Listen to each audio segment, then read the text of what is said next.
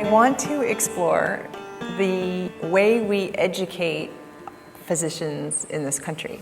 There's a lot of research around this in the United States, medical education, that we take caring, compassionate people into our medical schools, so it does not look as though the problem is our selection.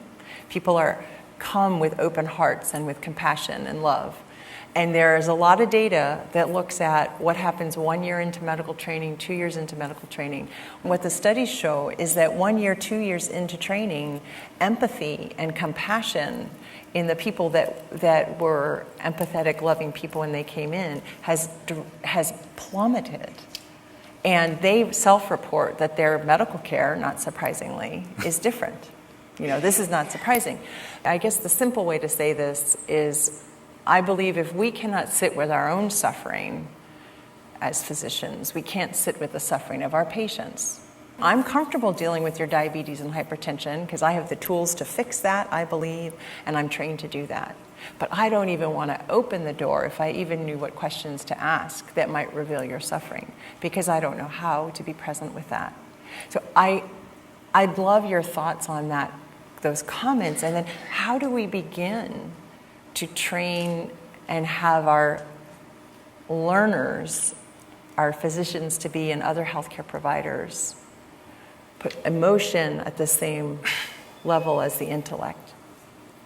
So yeah, we are still… see, if you want flowers to grow in your garden, you don't have to think flowers, you don't have to chant flowers. You just have to think of soil, manure, water, sunlight. Nothing to do with flowers. If you handle filth well, flowers will happen. Oh, that's good. If you handle filth well, flowers will happen. Write that down. Those people who think of flowers, they will end up with Chinese-made plastic flowers. Yes. They will not have flowers. So we're again thinking of empathy, compassion, love. These are all consequences of a human being in a certain way. We are trying… see, the whole approach of the intellect is go for the fruit, goal-oriented. No, not the fruit, the root. You nurture the root, fruit will happen. Fruit is a consequence. You're shooting for the consequence without being interested in the cause. That's not going to produce long-term results. Then this is what you will end up with, something that'll work short-term and then that itself becomes a huge problem. Right now, healthcare system itself is a huge problem. The very fact that pharmaceutical industry is the second largest industry on the planet speaks volumes about our health, isn't it? People tell me, I do not know the statistic, these are all things which are, being circulated on the internet and things like that. They say almost 37% of the medicine, all kinds of medicines manufactured in the world are consumed by Americans themselves. They don't even account for a minuscule of the population, and if they're consuming 37%, either they're paranoid about their health or really they're unhealthy. One of these things must be true, isn't it? So, we need to look at this. If you want this to enter the medical school, one simple way is, if the medical school can start in some way, we can prescribe a method with which first, one who wants to touch somebody else's body should make some effort to know about his own. Something very simple, need not be like you're not going to spend 12 years in meditation. I'm sure that's not practical for you. But I'm saying at least 12 days. 12 days, everybody can give, isn't it? Totally focused on the inward happenings of what's happening. I can do a simple experiment for you. Are you okay? If I treat you as a subject in an experiment? See, just the hands, okay? Keep all the 5 fingers together, place it gently upon your thigh. With your eyes closed, you will inhale and exhale slightly deeper than normal. All of you, most of you are medical professionals, so you know much more about these things than me. But I want you to just notice how the air fills up into your lungs, or in other words, where is the maximum expansion and contraction. As you're doing this, I will say switch. When I say switch, without breaking the rhythm of your breathing, just turn these hands over. For those of you who cannot see I'm raising this, you don't have to raise this. Upon your thigh, just turn your hand over and continue to breathe. And once again when I say switch, get back. In these two conditions of the hand or the positions of the hand, something about your breath will change. I want you to notice what it is. If you want to notice it, that what is needed is your spine should be erect, eyes should be closed, and you must be focused on the breath. If you do these three things, you will distinctly notice this. All the 5 fingers should be together. Just breathe slightly deeper than normal. Inhalation, exhalation slightly deeper than normal, all 5 fingers together.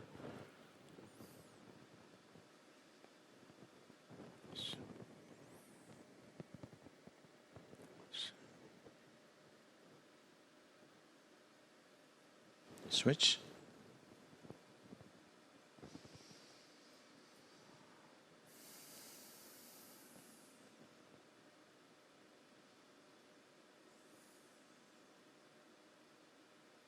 Switch again.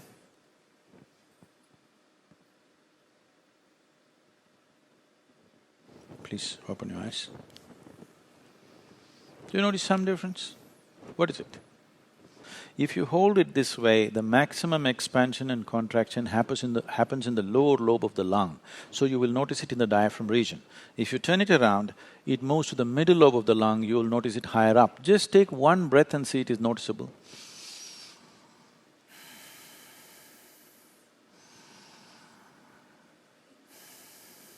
Is it so?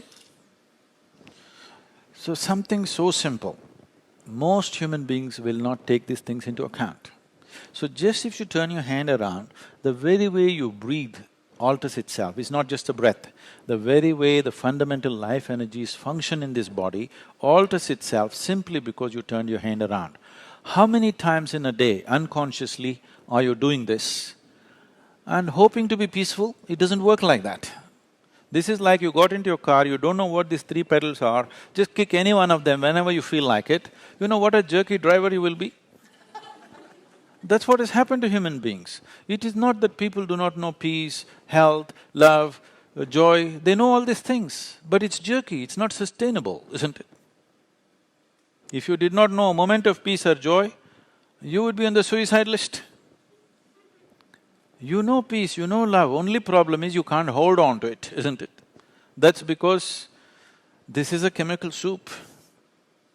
If I give the same ingredients to all of you, soup ingredients to all of you, and each one of you make the soup, you will have still 100 varieties of soups, isn't it?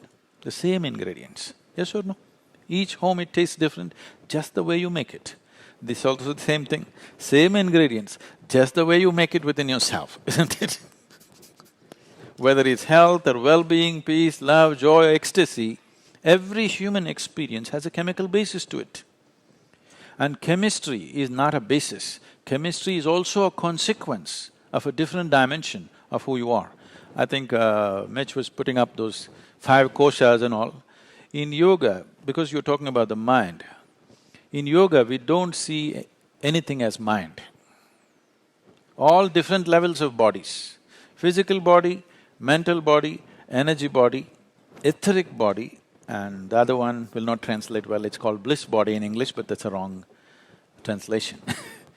So, physical body is something that you gather because of the food that you've eaten. So what kind of food you've eaten definitely interpret itself as the nature of the body that you have. Well, your genetics, the other information has a serious impact, but still the design of this building is important. But still the material is also important, isn't it?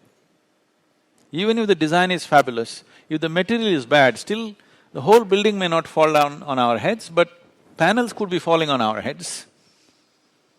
So, this is happening, we're not considering what we eat as to what is the best thing for this body. So food, the next thing is mental body. There is a whole intelligence, there's a network of intelligence across this. When we say mind, what are we referring to? A certain level of memory and a certain level of ability to use that memory in the form of intelligence, isn't it? You tell me if you, all of you being doctors, you know this very well. A single cell, what it is doing, it can freak your mind. It is doing that many things, isn't it? There's no question about that. And your single cell, what it remembers, it can freak your mind once again. See, do you remember 10 generations ago, how your grandmother looked? No. You have no memory of that. Your body remembers. Your grandmother's nose is still sitting on your face because your body remembers. How your forefathers looked 1,000,000 years ago, it still remembers, isn't it? Now, if I have to speak, I am sitting like this because I have no such thing as thought in my mind. It's very difficult for you to understand this, that's why they diagnose me as dead.